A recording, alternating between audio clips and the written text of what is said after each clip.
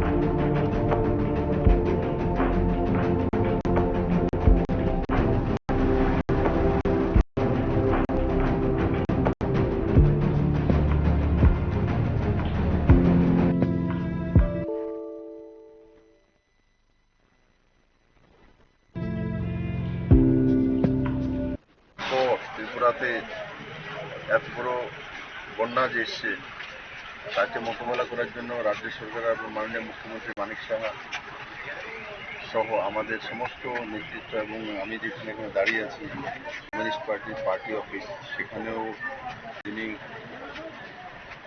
X MLA ছিলেন সিপিএমের, ওনারও প্রচেষ্টা করে ওদের পার্টি অফিসে রাখা হয়েছে, আমাদের এখানে রাখা হয়েছে। বিভিন্ন জায়গা থেকে ফ্লাড এসছে।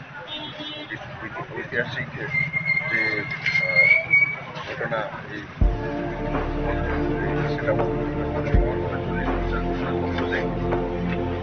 স্বাভাবিকভাবে প্রাকৃতিক দুর্যোগের সঙ্গে লড়াই করা যায় না, সে লড়াই করে বেরিয়ে আসা সেটা বড় রাজ্য সরকার তার জন্য ব্যবস্থা করছেন। আর আমি চিফ সেক্রেটারিকে বলেছি 1 কোটি টাকা আমি দিচ্ছি 4 ডিস্ট্রিক্টে 25 লাখ টাকা করে, কারণ এমপি-লেড ফান্ড থেকে এমনিতে আমি হাতে দিতে পারি না, তার জন্য ডিএমদের কাছে দিয়ে দেবো যাতে বন্যা কবলিত মানুষদের সাহায্য করতে পারে। আর রাজ্য সরকার থেকে বিভিন্ন সাহায্য আসছে। এমএলএ রঞ্জিত বাবু এখানে আছেন, স্থানীয়, ওনারও নিজের বাড়ি ঘর সমস্ত জলের নিচে চলে গেছে, উনি আশ্রয় নিয়েছেন, রয়েছেন অন্যান্য নেতৃত্বরা, ভলেন্টিয়াররা, প্রশাসন সবাই মিলে কাজ করছেন। এবং রাজ্য সরকার যে 26 জন এই পর্যন্ত মৃত্যু হয়েছে তাদেরকে সবাইকেই 4 লাখ টাকা করে দেওয়ার ব্যবস্থা, এবং যারা ইনজিওর হয়েছেন 2 লাখ টাকা করে দেওয়ার ব্যবস্থা তাদের মুখ্যমন্ত্রী করেছেন। আমি আপনাদের মাধ্যমে এটাই আপিল করবো জনতাকে, এই দুর্যোগের সময় আমরা সবাই যাতে একত্রিত হয়ে যারা এই দুর্যোগে ভুক্তভোগী হয়েছে তাদের সাথ দেওয়া, তাদেরকে সাহায্য করা। ত্রিপুরার মানুষ আমি দেখেছি, আমি মুখ্যমন্ত্রী হিসেবে এখানে কাজ করার সুযোগ পেয়েছি। ত্রিপুরার মানুষ সেই করোনার সময় হোক বা অন্য কোনো প্রাকৃতিক দুর্যোগ হোক, সবাই একত্রিত হয়ে একে অপরের সাহায্য করে, এটাই ত্রিপুরার সবচেয়ে বড় পরিচয়। আমি আশা করি কম সময়ের মধ্যে মানুষ সেখান থেকে বেরিয়ে আসবে। রাজ্যের মোটামুটি 15,000 কোটি টাকার কাছাকাছি সম্পত্তি এবং জানমালের লোকসান হয়েছে। সেই বিষয়ে কেন্দ্র সরকারকে আদরণীয় মুখ্যমন্ত্রী মানিক সাহা মহোদয় অবগত করিয়েছেন। আমি দেশের গৃহমন্ত্রীকে ধন্যবাদ জানাবো। ওনার সঙ্গে যখন আমি আর মানিকবাবু কথা বলার পর সঙ্গে সঙ্গে উনি 40 কোটি টাকা ত্রিপুরার ডিজাস্টার ম্যানেজমেন্টের জন্য স্পেশাল করে পাঠিয়েছেন। আরও দেওয়ার যা যা করার উনি আশ্বাস দিয়েছেন। আমি আশা করি কম সময়ের মধ্যে আমরা সবাই মিলে এই প্রাকৃতিক দুর্যোগ থেকে বেরিয়ে। যারা এখানে শরণার্থী ছিল তাদের সঙ্গে কথা বলে আপনার কি মনে হয়, তাদের অবস্থাটা দেখে কি বুঝতে পারবেন? স্বাভাবিকভাবে বাড়ি ঘর সমস্ত জল তো এখন নামছে, কিন্তু পলি জমার কারণে বাড়িঘর পরিষ্কার করার জন্য জলের ব্যবস্থা হয়, সেই জলও খারাপ। তো স্বাভাবিকভাবে প্রচণ্ড কষ্ট হয়। আমি দেখেছি হয়তো মহিলা এখানে আছেন, ওনার মানে হাজব্যান্ড গিয়েছেন বাড়িঘর পরিষ্কার করার জন্য, তো কষ্ট হবে। একটাই আপনাদের মাধ্যমে সবার কাছে আমার আপিল যে জলটা যাতে ভালো খাওয়া হয়, কারণ জল নামার সময় অনেক সময় রোগ জীবাণু থেকে যায়, কারণ জল অন্যান্য বিভিন্ন জায়গা থেকে এসে তো ভালো জল নয়।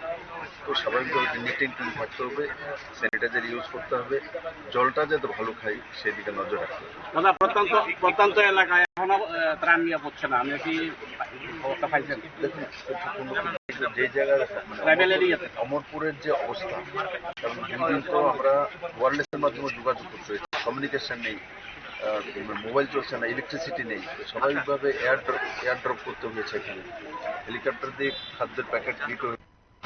ত্রিপুরাতে এত বড় বন্যা যে এসছে তাকে মোকাবেলা করার জন্য রাজ্য সরকার এবং মাননীয় মুখ্যমন্ত্রী মানিক সাহা সহ আমাদের সমস্ত নেতৃত্ব, এবং আমি যেখানে এখানে দাঁড়িয়ে আছি কমিউনিস্ট পার্টি অফিস, সেখানেও যিনি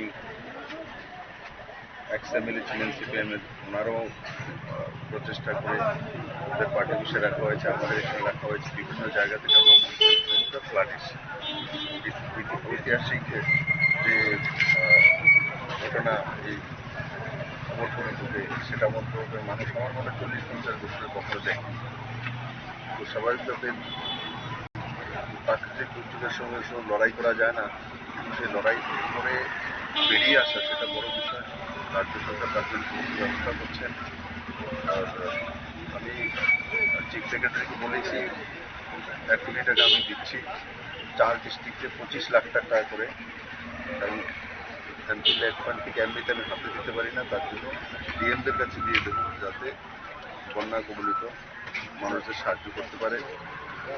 আর রাজ্য সরকার থেকে বিভিন্ন সাহায্য আসছে, এমএলএ রঞ্জিত বাবু এখানে আছেন, স্থানীয়, ওনারও নিজের বাড়ি ঘর সমস্ত জলের নিচে চলে গেছে, উনি আশ্রয় নিয়েছেন, আমার সঙ্গে রয়েছেন অন্যান্য নেতৃত্বরা, ভলেন্টিয়াররা, প্রশাসন সবাই মিলে কাজ করছেন।